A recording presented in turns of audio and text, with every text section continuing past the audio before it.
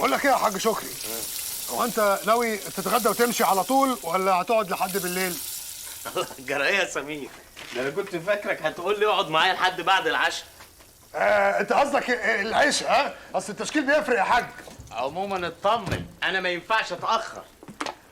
بقول لك ايه، انا عندي ليك حته مفاجاه، انما ايه هتبسطك. ايه؟ هتشحن لي كارت ب 100؟ لا لا لا لا، حسين ابن عمك اتصل بيا امبارح وسالني عليك. حسين ابو النيل؟ ده ايه اللي فكروا بينا ده؟ ده انا بكلمه قد كده وبينفض لي.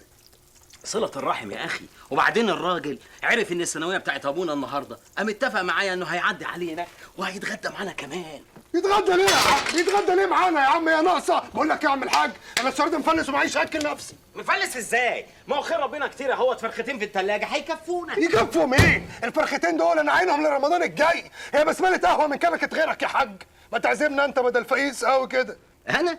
ده أنا ما حلتيش غير أجرة البيجو اللي هتوصلني المنصورة. أنا على الحميد المجيد. في حد يبقى مصفر يا كده يا حاج؟ الرضا يا سمير يا أخويا، أنا ما عنديش أي أطماع في الحياة.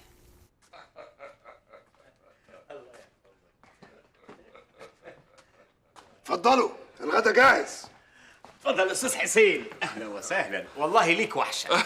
حلوه ليك دي، اهو انت اللي ليك. اتفضل. براحه يا عم، ايه السجاد هينزل. سخيف. والله وحشاني رخامتك يا سمير. واضح قوي يا اخويا انها وحشتك. ده انت واخواتك ولا بتسالوا علينا ولا ما بتصل على المحمول بتنفض لي. الدنيا مشاغل يا سمير، انت فاكر ان انا ببص على الشاشه ولا بسمع رنته حتى؟ إيه ده؟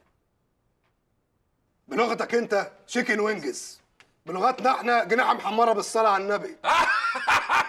ولقيت فرخه ب3 جنيحه فين يا سمير؟ لسه بخيل زي ما انت يا سمير. طب ما دام انا بخيل وانت ابو الكرم كله، ما دخلتش علينا ليه ان شاء الله بحمامايه؟ مشويه ولا محشيه يا سمير؟ عيب يا سمير عيب. سيبه، اللي فيه ده ما يبطلوش ابدا. كل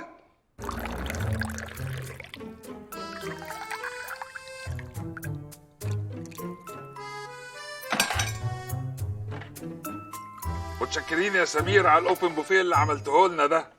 وشاي بفتله على الله يطمر. اللي قول لي يا سمير، عامله ايه الحياه معاك؟ انا اخر حاجه سمعتها ان انت تخرجت من معهد خدمه اجتماعيه ومن ساعتها مش لاقي شغل. يا حسين يا ابن عمي، انا ما اتخلقتش عشان ابقى موظف ولا صاحب شركه ومسؤوليات. امال اتخلقت عشان تبقى ايه؟ عاطل؟ انا مستشار. مستشار؟